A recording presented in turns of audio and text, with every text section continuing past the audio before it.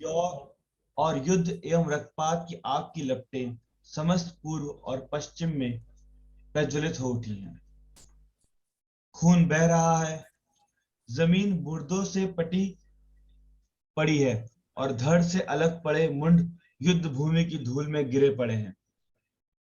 हे प्रभु, इन अज्ञानियों पर दया कर और उन पर अपनी क्षमाशीलता भरी दृष्टि डाल। इस आग को बुझा ताकि क्षितिज को ढक देने वाले बादल तितर बितर हो सके, मित्रता की किरणों के साथ यथार्थ का सूर्य अपनी चमक बिखेर सके, यह गहन अंधकार छट सके तथा शांति का प्रखर प्रकाश सभी देशों पर अपनी कांति बिखेर सके। हे ईश्वर, लोगों को घृणा और शत्रुता के इस अथाह प्रवाह से बाहर निकाल और उन्हें इस अभेद अंधकार से मुक्त कर, उनके हृदयों को मिलाकर एक कर और उनकी आंखों को शांति और मैत्री के प्रकाश से प्रदीप्त कर, उन्हें युद्ध और रक्तपात के गहन गर्त से बाहर कर और भ्रम के अंधकार से मुक्त कर, उनकी आंखों के आगे से पर्दा हटा और मार्गदर्शन के प्रकाश से उनके हृदयों को ज्योतिर्मय कर, अपनी मृदुल करुणा और दया के साथ उनसे बर्ताव कर, उनसे अपने न्याय और क्रोध के अनुरूप व्यवहार ना कर, जिससे परम शक्तिशाली जनों के भी अंग प्रत्यंग सिहर उठते हैं। हे परमेश्वर, युद्ध अनवरत जारी है, संकट और चिंता की स्थिति और अधिक गहरा उठी है और समृद्धि में लहलहाने वाला हर भूभाग विनष्ट हो चुका है। हे ईश्वर, हृदय भारी हो चुके हैं और आत्माएं घोर पीड़ा के दौर में हैं। इन बेचारी आत्माओं पर दया कर और उन्हें उनकी अत्यधिक लालसाओं के सहारे ना छोड़। हे परमेश्वर, अपनी भूमि पर विनम्र और समर्पित लोगों को प्रकट कर, उनके मुखड़े मार्गदर्शन की किरणों से प्रकाशित हों, वे संसार से अनासक्त हों, तेरे नाम के गुणगान में निरत हों और तेरी स्तुति करें, और वे लोगों के बीच तेरी पवित्रता की सुरभि का प्रसार करें। हे प्रभु, उनके मेरुदंड को सशक्त कर, उनके इरादे मजबूत कर और उनके हृदयों को अपने प्रेम के परम सामर्थ्यमय चिन्हों से आनंदित कर। हे प्रभु, वे दुर्बल हैं और तू शक्तिशाली एवं सामर्थ्यमय है, वे अशक्त हैं और तू सहायक है, कृपालु है। हे ईश्वर, विद्रोह का समुद्र उछाले मार रहा है और ये प्रचंड आंधियां तेरी उन असीम कृपा के अलावा, जिसने सब प्रदेशों को आच्छादित कर रखा है, अन्य किसी भांति शांत नहीं हो सकती। हे स्वामी, सत्य ही लोग प्रबल लालसाओं के गहन गर्त में हैं और तेरी असीम कृपा के सिवा और कुछ भी उनकी रक्षा नहीं कर सकता। हे ईश्वर, इन भ्रष्ट इच्छाओं का अंधियारा दूर कर और हृदयों को अपने प्रेम के प्रदीप से ज्योतित कर, जिससे शीघ्र ही सभी देश प्रकाशित हो सके और फिर अपने प्रियजनों को, उन्हें जो अपनी अपनी मातृभूमि, अपने घर परिवार और बच्चों को छोड़कर तेरे सौंदर्य के प्रति प्रेम में निमित्त तेरी सुरभि का प्रसार और तेरे संदेश की घोषणा करने देश देशांतरों की यात्रा पर निकल पड़े हैं। अपनी संपुष्टि प्रदान कर, उनके एकाकीपन में उनका सखा बन, परदेश में उनका सहायक, उनके दुखों को दूर करने वाला, संकटों में सहायक, संकटों के समय उन्हें सांत्वना देने वाला, उनकी प्यास के लिए ताजगी भरा घूंट बन, उनके व्याधियों के लिए आरोग्यकारी औषधि और उनके हृदयों को ज्वलंत उत्कट अभिलाषा के लिए मरहम। वस्तुतः तू है परम उदार, अपार कृपा का स्वामी और वस्तुतः तू दयालु और कृपालु है।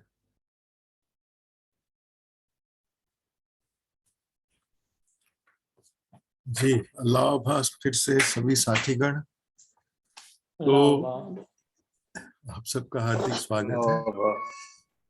तो ये पार्टी नंबर 8 की जो शेष में जो प्रार्थना है, आप कितने सुंदर शब्दों में, एक तरफ तो अब्दुल बहा सकारात्मक शक्तियों का आह्वान करते हुए हमें पूरे विश्व की जो आजकल की जो अभी दशा जो है, बहुत ही दुखद और नकारात्मक परिस्थितियों से हम गुजर रहे हैं। तो अब्दुल बहा के जमाने में जब पहला विश्व युद्ध चल रहा था तो उसे केंद्रित करते हुए अब्दुल बहा ने ये पार्टी रची है, और एक के बाद एक सारे जो विश्व का जो मर्ज है, जो बीमारियां हैं और जो इसके पीछे कारण है, यहाँ पे दोहराया दर्शाते हैं। और साथ साथ ईश्वर से प्रार्थना करते हैं कि हमें इन चीजों से कैसे मुक्त करके सकारात्मक सेवा की ओर आगे बढ़ने के लिए प्रोत्साहित करते हैं। और लास्ट में जो पायनियर्स के लिए जो प्रार्थना है लास्ट पैराग्राफ में, जो भी मित्र अपने घर बार छोड़कर सेवा के क्षेत्र में अलग अलग देशों में जाते हैं, अपने परिवार को छोड़कर, उनके लिए प्रार्थना है कि उनकी सहायता कर, क्योंकि वो एकाकीपन में प्रभु धर्म की सेवा के लिए उठ खड़े हैं। उनके और कोई सहायक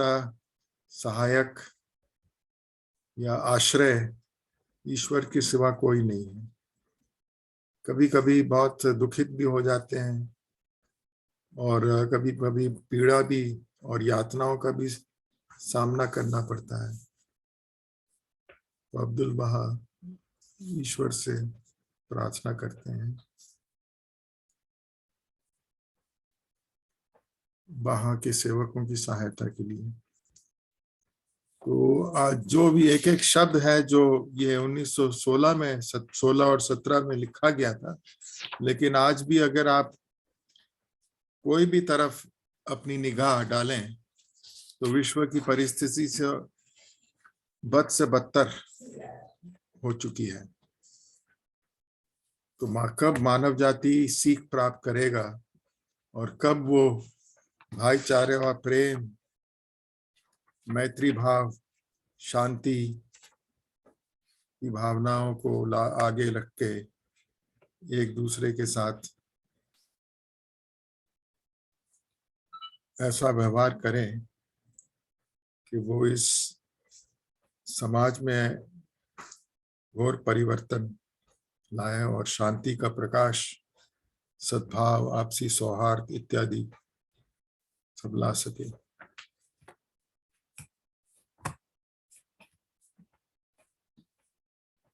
तो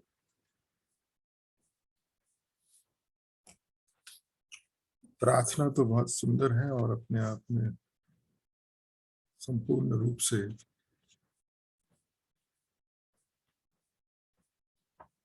हमें प्रेरित करता है।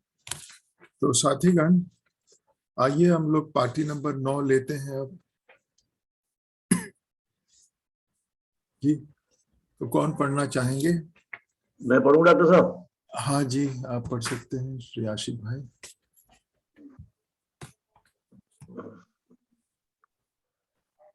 भाग 9, उत्तर पूर्वी राज्यों के भाइयों के नाम पाती।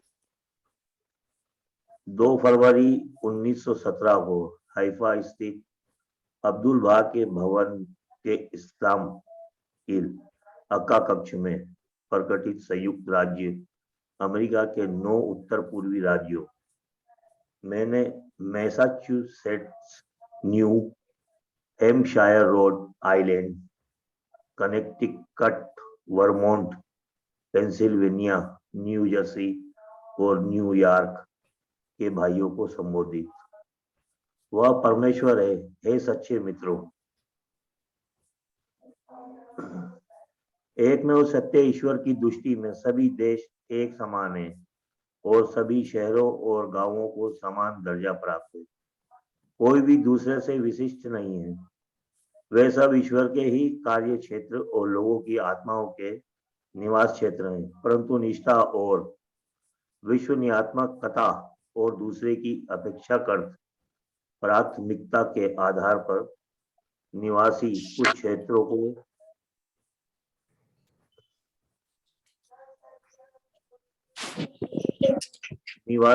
क्षेत्रों को खास सम्मान की निगाह से देखते हैं। इनमें से कुछ देश विशिष्ट हो जाते हैं और उनका एक प्रमुख स्थान बन जाता है। उदाहरण के लिए, हालांकि इसमें कोई दो मत नहीं कि यूरोप और अमेरिका के कुछ देश विशिष्ट प्रकार के हैं और अपनी जलवायु की उत्तमता, जल की शुद्धता, अपने पहाड़ों, मैदानों और शस्य भूमियों के आकर्षण इत्यादि के कारण अन्य देशों की तुलना में आगे है। फिर भी फिलिस्तीन सभी राष्ट्रों का गौरव बन गया है, क्योंकि अब्राहिम के समय से लेकर अवतारों की मुहर ब्रैकेट में मोहम्मद के आविर्भाव तक सभी पवित्र और दिव्य अवतार वहां आकर रहे, यहाँ वहां जाकर प्रवास किया या उन्होंने उस देश से होकर यात्रा की है। इसी तरह मक्का और मदीना को भी अपार गरिमा प्राप्त है, क्योंकि यात्रा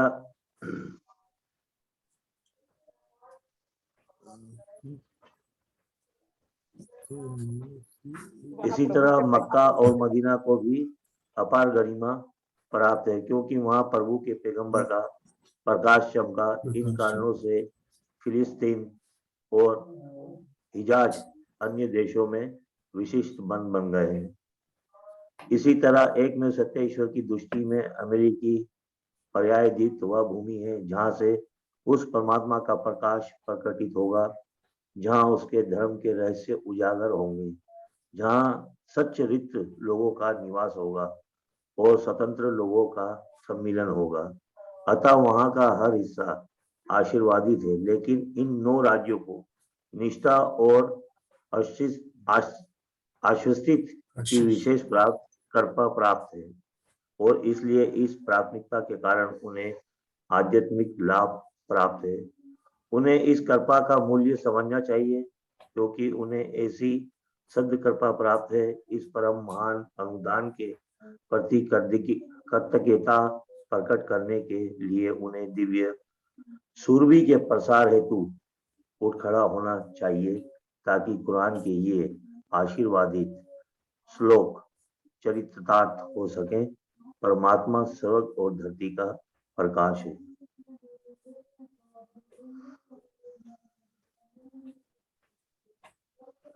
उसके प्रकाश की तुलना दीवार में बने एक आले से की जा सकती है, जिसमें दीपक रखा हुआ है और वह दीपक शीशे के एक आवरण में रखा है। वह शीशा एक देदीप्यमान तारे की तरह दिखता है।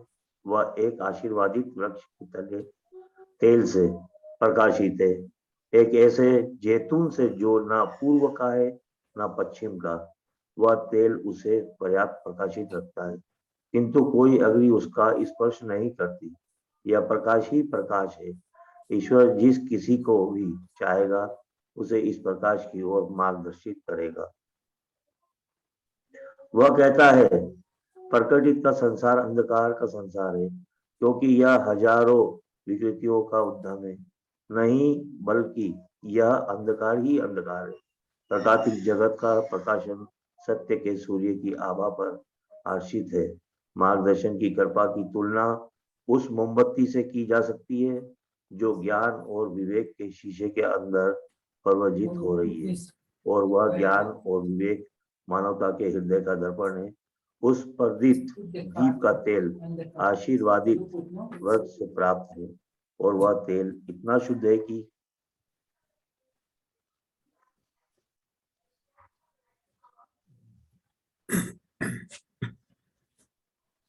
वह बिना रोशनी के प्रज्वलित हो सकता है। जब उस प्रकाश की प्रखरता और उस शीशे की सुस्पष्ट कांति तथा दर्पण की शुद्धता, यह सब कुछ एकजुट होती है, तो बस प्रकाश ही प्रकाश होता है। संक्षेप में, इन 9 आशीर्वादित राज्यों में अब्दुल बहा ने जगह जगह की यात्राएं की। उन्होंने सार्वत्रिक ग्रंथों का रहस्य प्रकट किया और उनकी सुरभि का प्रसार किया। अधिकांश राज्यों में उन्होंने दिव्य भवन की स्थापना की और धर्म शिक्षण के 2 द्वार खोले। इन राज्यों में उन्होंने विशुद्ध बीज बोए और आशीर्वादित वृक्ष रोपे हैं।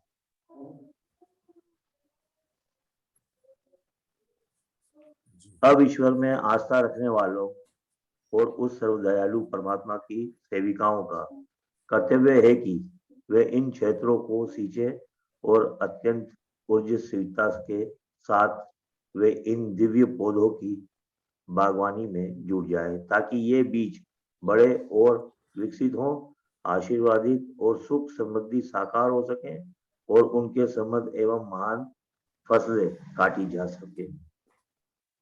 थोड़ा सा ऊपर उठाइए।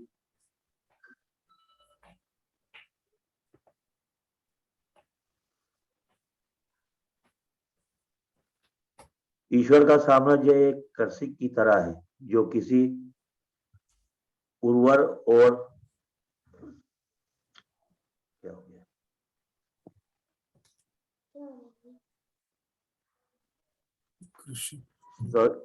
स्वामित्व रखता है। वहां सार्वजनिक बीज बिखरे जाते हैं, ईश्वरीय कल्याण भावना के मेघ उस पर अपनी बरखा बरसाते हैं और सत्य के सूर्य का प्रकाश चमकता है।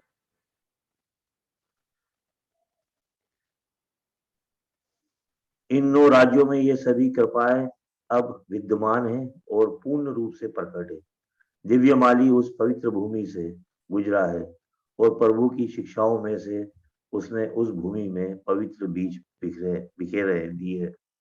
ईश्वर के उदार अनुदानों की बरखा बरस चुकी है और सत्य के सूर्य का ताप अर्थात दिव्य संपुष्टि भी उसे पूरी प्रखरता से मिल चुकी है। मुझे आशा है कि उनमें से प्रत्येक आशीर्वादित आत्मा सिंचाई करने वाला एक विशिष्ट और अनुपम व्यक्ति सिद्ध होगा और अमेरिका के पूर्वी और पश्चिमी हिस्से एक आनंददायक सड़क की तरह बन जाएंगे, ताकि आप सब कुछ सड़क के सहचरों की यह पुकार सुन सकेंगे। धन्य हो तुम, बारंबार धन्य हो तुम। अभिवादन। जी, यहाँ पर हम आप हाँ जी, अभिवादन और प्रशंसित हो आपकी। जी आशिक भाई, बहुत बहुत धन्यवाद। यहाँ पे हम थाम सकते हैं, प्रार्थना वो बाद में कर सकते हैं। जी जी। तो साथीगण, ये जो पूर्वी उत्तर क्षेत्र के जो राज्य थे,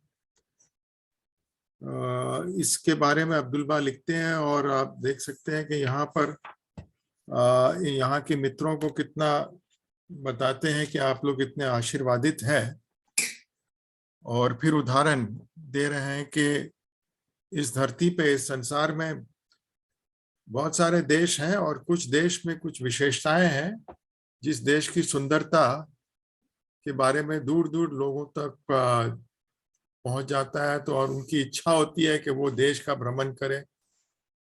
जैसे हम लोग हर वक्त जब सुनते हैं स्विट्जरलैंड, उदाहरण के तौर पे, वो एक बहुत ही सुंदर देश है और वहाँ पे हर लोग चाहेंगे। तो इस तरीके से कुछ देश की विशेषता है और पर्यटक दूर दूर से जाते हैं। लेकिन वो उदाहरण को आगे बढ़ाते हुए अब्दुल बहा कहते हैं, ठीक है, इन देश की तो प्राकृतिक सुंदरता है, इसलिए लोग वहां जाने की इच्छा होती है, पसंद करते हैं। लेकिन विश्व में ऐसे भी कुछ देश हैं जो आध्यात्मिक दृष्टि से चयनित किए गए हैं। जैसे पूरा जितने भी इस अवतार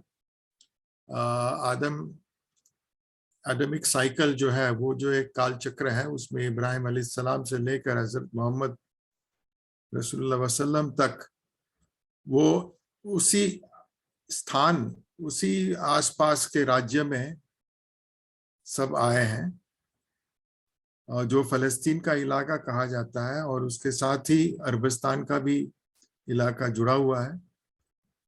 तो यहाँ पर अब्दुल बा उदाहरण दे रहे हैं। और फिर इसको जैसे हिजाज और फलस्तीन, तो वैसे भी काफी समय से, हजारों वर्षों से इजराइल जो पवित्र भूमि है, वो आध्यात्मिक दृष्टि से एक उनकी अलग ही विशेषता थी। तो इसी तरीके से अब्दुल बहा ये पूर्वी उत्तर राज्य में जो 9 स्टेट्स के बारे में कहते हैं कि यहाँ पर प्रभु धर्म का संदेश पहुंच चुका है। और फिर प्रकाश का उदाहरण देते हैं कुरान शरीफ से ये आयत लेकर। ईश्वर एक प्रकाश है जो स्वर्ग और धरती पर उसका प्रभाव है। और ये बहुत ही सुंदर आयत है जिसका कई और राइटिंग्स में भी खुलासा दिया गया है। और उसका एक इंटरप्रिटेशन शोगी अफेंदी ने भी बाब और बहाउल्लाह के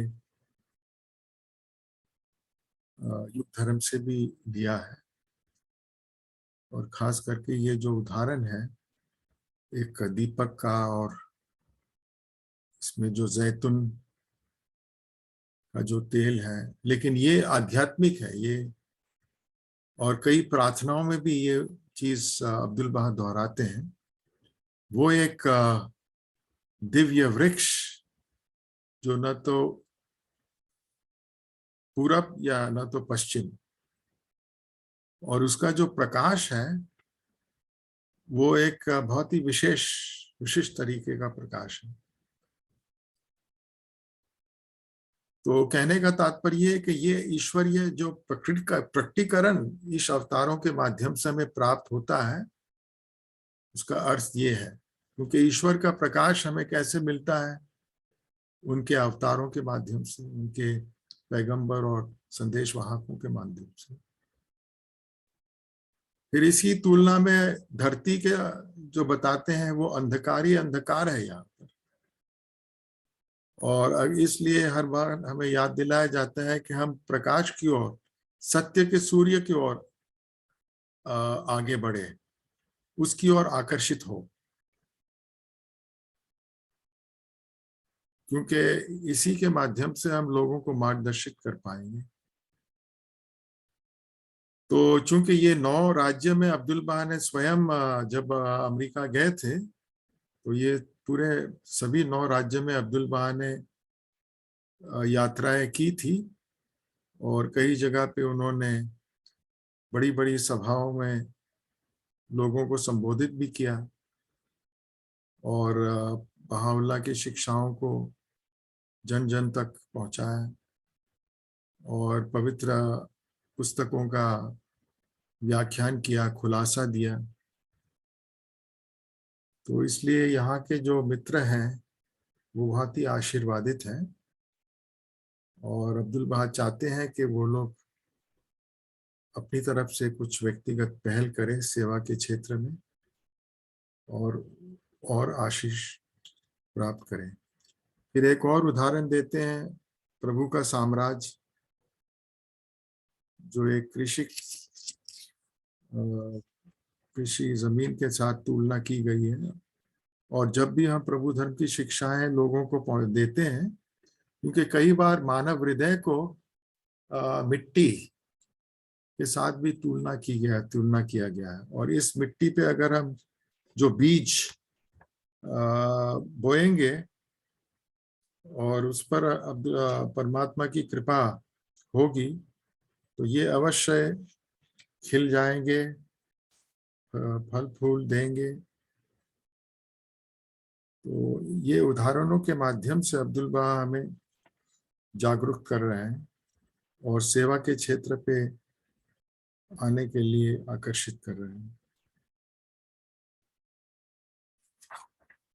और ये जो 9 स्टेट्स हैं वो अमेरिका के जो 13 स्टेट्स थे शुरुआत से, जिन 13 स्टेट्स उन्हें मिलकर एक यूनाइटेड स्टेट्स ऑफ अमेरिका देश के रूप में निर्माण किया, उसमें से ये 9 का उल्लेख किया गया है। और ये सब छोटे छोटे स्टेट्स हैं: main, Massachusetts, new Hampshire, Rhode Island, Connecticut, Vermont, Pennsylvania, new Jersey और न्यूयॉर्क। न्यूयॉर्क का जो हिस्सा है वो मैनहट्टन में आता है। तो साथीगण, इसमें जो मैं समझ पाया हूँ अपनी सीमित बुद्धि के अनुसार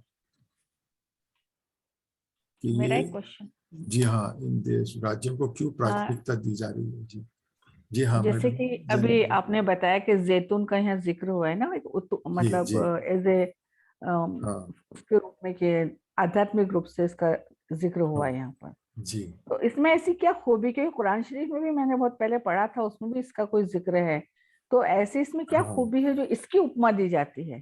तो थोड़ा सा इसको हाँ विस्तार से बताएंगे थोड़ा, अगर आप जानते हैं तो मैं ख्वाजा से भी रिक्वेस्ट कर सकती हूँ अगर वो हाँ जानते हो तो।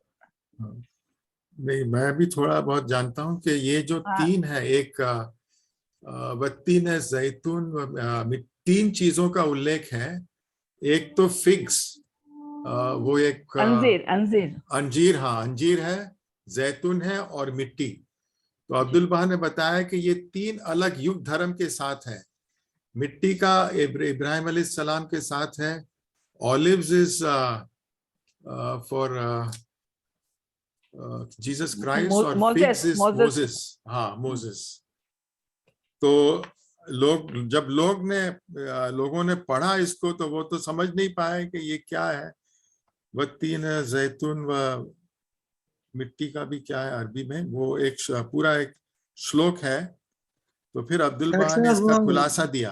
हाँ आप डॉक्टर शाद, ये आप डॉ- जरा नहीं, वो विस्तार से बताएं। आप जो फरमा रहे थे ना, हाँ वो जी। तीन, वो जैतून, हाजा बलदुल यमीन। हाँ हाँ हाँ एक तो एक मक्का की कसम खाई है, एक हाँ जैतून की कसम खाई है, हाँ और एक अंजीर की कसम खाई। अंजीर, तीन हाँ कस्में हैं। जी। तो ये तीन इस अवतारों के साथ जुड़ा है।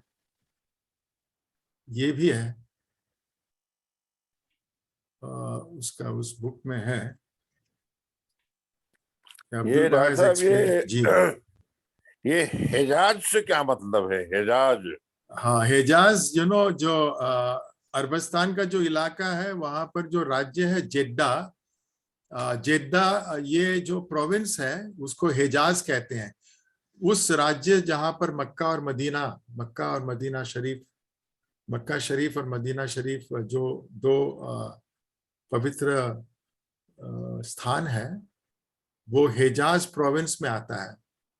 और जितनी भी अरबी भाषाएं हैं उसमें जो बोलियां हैं, उसमें सबसे मधुर और मिठास अरबी हिजाज की है।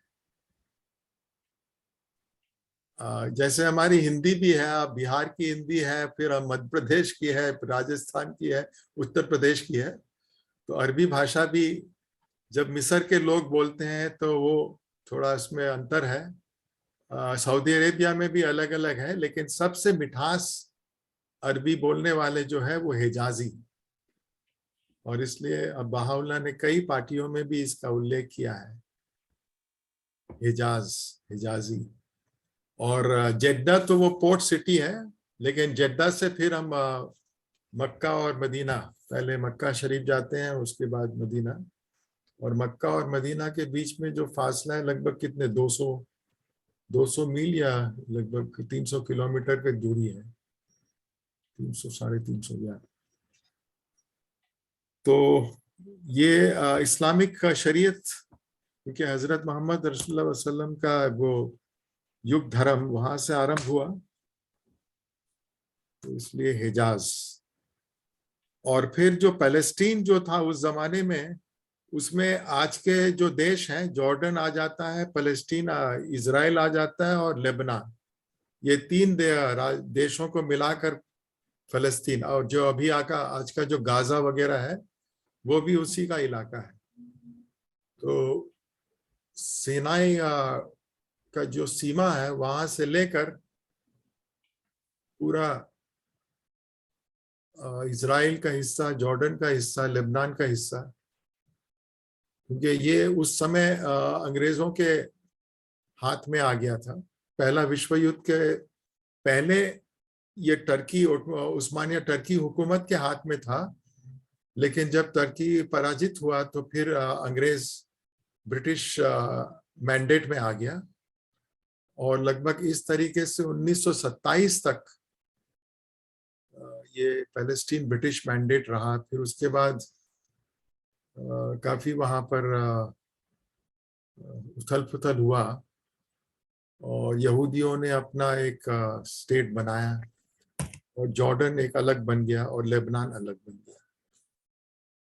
कहने का भौगोलिक मतलब दृष्टि- ये हुआ जी जी कि जिस तरह से पहले ये फिलिस्तीन और ये हिजाज यानी ये मक्का मदीना का जो महत्व था पूर्व धर्मों में, वैसा ही अब अमेरिका के इन शहरों का महत्व होगा। हाँ, प्रभु धर्म के संदेश को फैलाने की दृष्टि से आप देखें तो हाँ, ऐसा ही महत्व, यानी इसीलिए ये उदाहरण उसके साथ तुलना की जा रही है। तो आप देखिए अब्दुल बहा किस तरीके से उन्हें आध्यात्मिक दृष्टि से प्रेरित कर रहे हैं कि आप इन 9 राज्यों का महत्व पहले जमाने में इन राज्यों के साथ था, तो द इम्पोर्टेंस, यस, आप बिल्कुल सही कह रहे हैं। डॉक्टर बच्चन, ये वो जी। क्वेश्चन पूरा हुआ नहीं, जैतून का क्या मतलब, व्हाट मींस ऑफ जैतून हाँ। है, जो बता रहे सिस्टर ने पूछा जो जी, तो क्या एक तो जो 3 अलग युग धर्म है, 3 ईश अवतारों के साथ इसकी तुलना की गई है, और दूसरा भी इसमें कुछ खुलासा है, वो मेरे पास अभी यहाँ पर रेफरेंस नहीं है, मैं आपको बताऊंगा। उसमें भी अब्दुल बहा ने अपनी एक पार्टी में कुछ और विस्तार रूप से बताया है। तो और ये फिर सिंबॉलिक है। जी हाँ, सिंबॉलिक है, क्योंकि जैतून का तो बार बार आता भी है, और जैतून का उदाहरण शांति के साथ भी लिया गया है। जी, डॉक्टर शाद, आपको कुछ और इस पे प्रकाश डाल सकते हैं? जी, डॉक्टर साहब जो आप कह जी रहे हाँ, हैं लगभग वही है। इसमें जो कुरान शरीफ के अंदर ये 3 कस्में खाई गई हैं जो आप बता रहे हैं, हाँ, ये 3 प्रॉफिट की तरफ इशारा करती है। हाँ, जो पहली कसम है वो 3 वो हाँ। सिनाई पर्वत की तरफ है जहाँ मूसा जी, मूसा आए थे। जी, उसके बाद जैतून की जो कसम खाई है वो ये जेरूसलम का एरिया है। जी, उसको जैतून का पर्वत भी कभी कहा जाता था और वहाँ जैतून के बहुत सारे दरख्त हुआ करते थे। जी, तो हजरत ईसा का सिंबॉलिक सिंबल सेंस में आता हो। और हाजा बलदुल यमीन ये मक्का के लिए कहा गया जहाँ हजरत मोहम्मद आए थे। तो ये 3 प्रॉफिट की तरफ इशारा कुरान शरीफ कर रहा है, एक के बाद एक जो है वो आएंगे। और ये जो यहाँ पे अब्दुल बहा ने रेफरेंस दिया अल्लाह बे नूरी समावात वल अर्द, ये बहुत इम्पोर्टेंट आयत है कुरान शरीफ की जो आप बता रहे हैं। इसमें ट्रांसलेशन के अंदर जो वो स्वर्ग है, वो स्वर्ग की जगह आकाश होना चाहिए कि ईश्वर जो है वो धरती और आकाश जी, प्रकाश है। जी हाँ, समा वर्ड आया ना, समावात प्लूरल है, यानी आकाशों का, धरती और आकाशों का नूर है वो। और ये सीधा सीधा बहाउल्लाह की तरफ इशारा करता कि बहाउल्लाह का जो नाम ही है वो हमें बताता है कि वो किस तरीके से अल्लाह का नूर है। तो वो कहते हैं अल्लाह जो है वो धरती और प्रकाश का जो है नूर है। इसमें कुछ और है, जैसे यहाँ पे एक आले वर्ड यूज हुआ है, वो आले से समझ में नहीं आता। इस आयत के अंदर ये कहा गया है कि एक ताक है, ताक जो दीवार के अंदर रहता ना, जहाँ पहले लैंप उसी को आला कहते हैं। आला, हाँ, तो वो ताक है, ताक के अंदर एक लैंप है, उस लैंप के अंदर जैतून का तेल भरा हुआ है, और वो तेल इतना ट्रांसपेरेंट है कि कांच और तेल के अंदर कोई डिफरेंस नहीं, और इतनी मतलब उसमें रोशनी है कि उसको कोई फ्लेम के टच करने की जरूरत नहीं। तो ये सारा इशारा उन लोगों की तरफ है जिनकी आत्माएं शुद्ध होती हैं और उनको बस इशारा भर चाहिए और वो फौरन जो है उसको कबूल कर लेते हैं। हमारी फेथ की हिस्ट्री में ऐसे कई उदाहरण मिल जाएंगे जिनको बस एक जरा सा इशारा हुआ और वो अपनी जान देने को तैयार हो गए थे। तो ये आयत बहुत इम्पोर्टेंट है, इसकी तफसीर में जाएं तो बहुत खूबसूरत है ये। जी, थैंक यू। हाँ, नहीं, आपने बहुत सुंदर बताया। हाँ, इसमें मुझे एक जगह मैंने पढ़ा है, अब हजरत बाप का भी इसमें जिक्र आता है, और फिर शोगी अफेंदी ने और एक जगह पर इसका तफसील दिया है, जो मैं आपको अगली बार बताऊंगा रेफरेंस के साथ। और ये जो 3 कसम है, उसमें एक जगह अब्दुल बहा उसमें इब्राहिम अलैहिस्सलाम की भी बात करते हैं, तो मैं उसका भी रेफरेंस मेरे पास है, लेकिन अभी मेरे पास हाथ में नहीं है, तो अगली बार मैं बताऊंगा। तो जैसे हमारे नियाज भाई कह रहे थे, ये सारी बातों को बताने का महत्व ये है कि ये जो 9 आशीर्वादित जो राज्य है, जहां पर अब्दुल बहा स्वयं जाके प्रभु धर्म का संदेश बहुत सारे लोगों को दिया था, अब यहाँ के ही मित्रों को अब्दुल बहा प्रोत्साहित कर रहे हैं कि आप इतने आशीर्वादित हैं, तो आपका भी ये दायित्व बनता है कि आप दूसरे इलाके में भी जाकर बहाउल्लाह का संदेश लोगों को भेंट करें। ये एक महत्वपूर्ण बात हमें याद रखना है। ओनली आधा मिनट बचा है। हाँ जी, खाली आधा मिनट। अच्छा, ठीक है, तो फिर प्रार्थना हम अगली बार करेंगे। Next class. हाँ, और मेरे पास कुछ जो रेफरेंसेस है वो मैं निकाल के ले आऊंगा इसके लिए। ठीक है sir, thank you, thank you very much. जी, अच्छा।